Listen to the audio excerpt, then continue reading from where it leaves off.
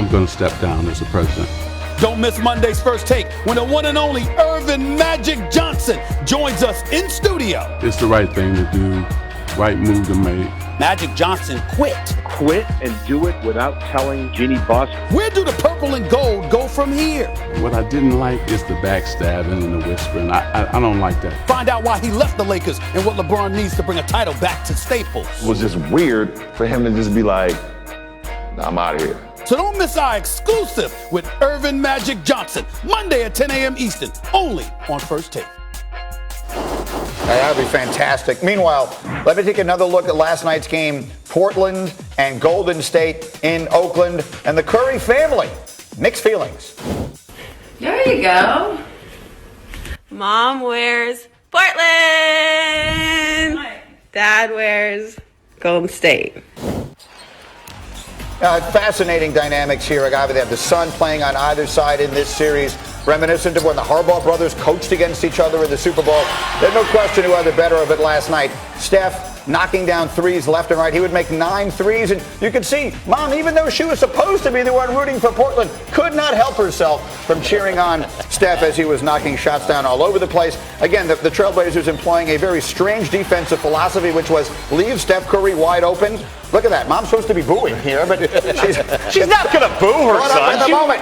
You got to try to be impartial, but when one son's doing what he did last night, you just got to let it go. Look, she's caught in the moment. She don't know what to do. Yeah, Steph scored 36, and the Warriors get an easy win. And we'll get back to all the lottery stuff in a minute. But coming off of last night's somewhat workmanlike ho-hum, if you will, Warriors win in Game 1, we bring up a question that would have seemed unfathomable a week ago. 2 weeks ago, we said Kevin Durant was playing better than any player in the world. This morning, I'm asking you the question, Damon Jones. Are the Warriors right now better without him? I'm going to say this for the kids out there. I apologize. Hell no. Okay.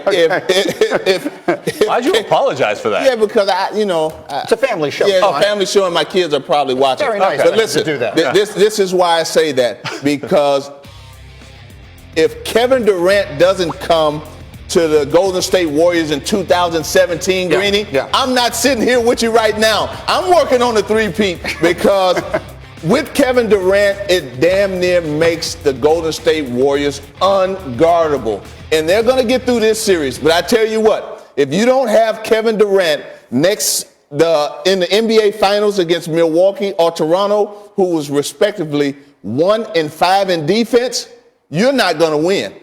What do you think? Look, they are definitely not better without KD, but they still, I think, are the best team in the NBA. I mean, what we saw last night from Steph Curry and Klay Thompson and Draymond Green, I mean, they still have 3 All-Stars on this roster. Okay? They have the best backcourt in the NBA. Period. So when you have that, you still have the availability to win. I agree with you. They're going to win this series. They could leave KD out this entire series. It's not going to matter. They're going to the NBA Finals. Do they need KD to win the championship? They probably do. He is the best player on planet Earth. Not probably. They need him to win. Look, defensively, Milwaukee or Toronto are going to take one or maybe both of those guys away. Okay? And when you can do that and you have that third option, that a guy that we're saying the best player in the world right now, there's no way you can win. I'll tell you what, the last couple of games, well, we both agree at the end of the day. Oh, we both agree. Of course. Last couple of games, Steph Curry has been the best player in the world. We've sort of forgotten what he can do when he is the focal point of that offense. All right, we'll get back to that again. It was a fairly easy win for Golden State. Meanwhile, the New Orleans Pelicans, shocking winners of the draft lottery. They had just a 6% chance of getting the number 1 pick. Now they have the right to select Zion. Here was Jay Billis with more on Zion to New Orleans. He'll fit in really well. He'll fit in well anywhere. But what Zion Williamson brings is a dynamic presence that is jaw-dropping in his ability level. His athleticism is literally off the charts, and I'm using literally correctly. He's got a 45-inch vertical. He can do just about anything. He needs to improve his shooting, but what he gives is New Orleans has a legit shot to have him and keep Anthony Davis. That's a pretty darn good night for New Orleans. Okay, so Sean, I want you to come over here with your handy iPad and our touchscreen and just give everyone a little reminder of what it is we see in Zion Williamson. Okay, so we fall in love, and we talked about this all season long. He doesn't want to be known as just a dunker, right? Good, because I'm going to talk about his most transferable asset that he will bring to New Orleans, and that is his effort and his play at the defensive end of the floor. As this play begins, let's start and look and identify where Zion is. Zion's here. He showed in the on-ball screen action. Now, as this rolls out, freeze it. Look at the distance in which he has to run. The ball is already in the shooter's hand. He is in the center of the paint. What could possibly happen here? Of course, we know because we saw this a million times during the course of the season. But one of the most sensational block shots you will ever see. He covers that much ground. Here he is again, defensively matched up. A couple things I want you to look at. Look down here. Look at the score. This is a 22-point game with 12 minutes left to go against Clemson. He's matched up just walking back. But notice where his eyes are. His eyes are all in ball handler. Why? Because what you're going to see is a relentless pursuit of the basketball, and it is a heat-seeking missile, and then you get the highlight. Okay, so you're talking about a 22-point lead, a blowout game, the best player in the country, and he's saying, you know what? I don't care. I'm going to play defense. I'm going to give my love to this game, and if you're New Orleans, and if you're Anthony Davis, those are the plays I'm showing him. I'm not showing him the dunks in transition. I'm showing how he plays defensively. The Pelicans were in the middle of the NBA this year in points off of turnovers and also creating turnovers. Zion Williamson changes that, in particular his ability to pressure the ball, on-ball screen situations, and create steal opportunities. That was really well done. Again, that first one is against the team that wound up winning the national championship in Virginia. And I'm telling you, next year, you know what I'm calling that? Yeah. The Gumbo Jam. The Gumbo. Gumbo Jam. He's already got a name. We could try and get that, what is it, the trademarked, right? Yes. They've already trademarked the process. Yes. We'll see if they can trademark that. Now, last night, of course, almost all of it was about Zion. But last night was the night the NBA lottery went from a mechanism to an event.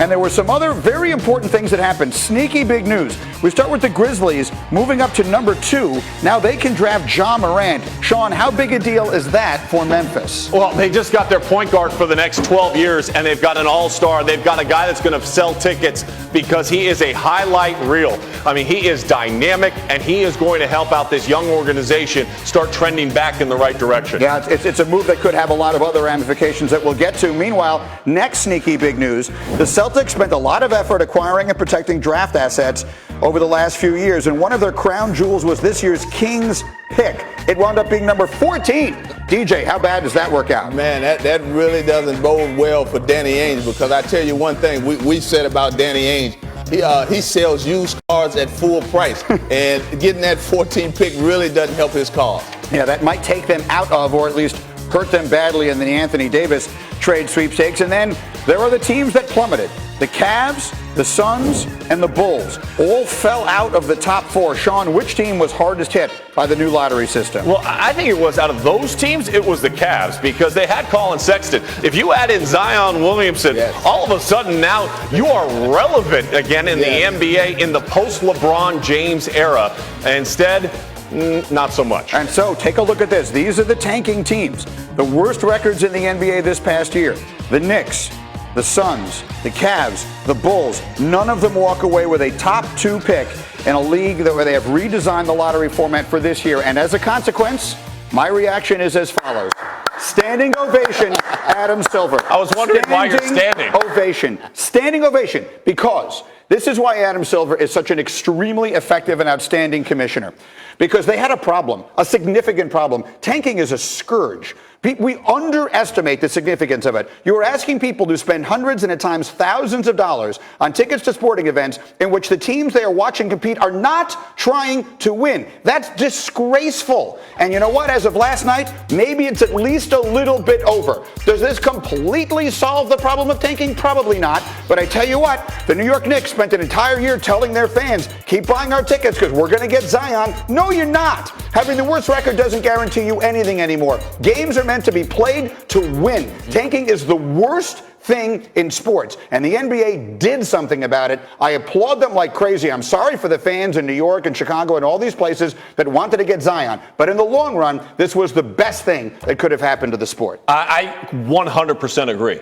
And this is why the NBA's product continues to improve. because Commissioner Adam Silver is smart enough to say, you know what, we got to make our league better. The status quo does not work. You know, the NFL system still is in existence, and I understand different sports, different schedules, 16 games, 82 games, all that, that's fine. But what the league has continued to do, and even listening to Adam Silver last night with Rachel Nichols, talk about, okay, maybe 82 games, we're not going to change that, but maybe we have a mid-season tournament or a play-in tournament to get into the postseason and into the playoffs. They are thinking outside the box to generate eyeballs onto the sport. The NBA stole the month of July away from the NFL. When I was growing up, the NFL started in July. Training camps, when does it open? How does it? Now they move free agency. They've got it in the first week of July. What does that mean? That means we're talking all NBA all the way through July. The Summer League comes right after that and an opportunity to see these rookies. The innovation of the league is why the NBA is growing in popularity. One phrase. You play to win the game. There you go. Herm Edwards. I hope Herman is up watching early this morning in Tempe, Arizona, because he's 100% right. That's the way it's supposed to be. And I will say this, too, that you can build teams without having just the top draft picks. Now, look, this is a Knicks team that this year, there's just no other way to put it. They were tanking. You go to games, and if a guy is hot in the third quarter, they would take him out. This is disgraceful. It's not what the game is supposed to be. It's not what sports is supposed to be. They should not incentivize losing in any sport. It is a significant problem in Major League Baseball. It is has been a ridiculous problem in the NBA, and maybe this will be the first step towards solving it. I think there are even more drastic steps they could take, but I think this was an outstanding first step in that direction. SportsCenter coming your way tonight, 6 Eastern after PTI, which Sage and Kevin. They will look to see which star needs to play bigger for his team to win the East. Would that be Kawhi or Giannis? Tiger Woods' path for major win number 16, which begins tomorrow, and the Zion ripple effects after the Pelicans won the lottery last night at SportsCenter after PTI on ESPN and on the ESPN app. All right, coming up, he was as celebrated as the prize of the NBA draft lottery has ever seen, or was he himself, Zion, the biggest loser of the night last night? That answer and more next.